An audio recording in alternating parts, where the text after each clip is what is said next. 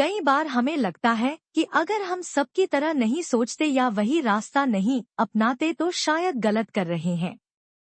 लेकिन सच ये है कि जीवन में बड़ा बदलाव तभी आता है जब हम भीड़ की नकल करना छोड़कर अपनी सोच पर भरोसा करते हैं।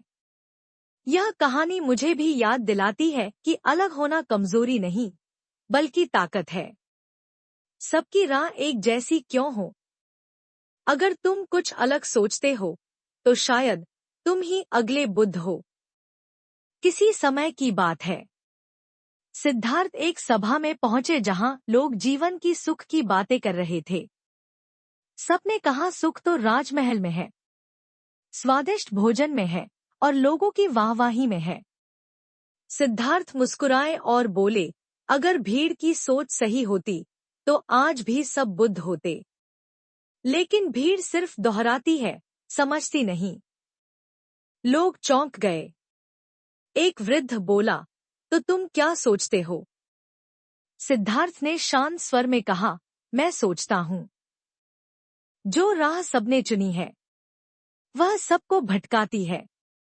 मैं वहां जाना चाहता हूँ जहां अब तक कोई गया ही नहीं, क्योंकि सत्य भीड़ के शोर में नहीं, अकेले ही खोज में मिलता है।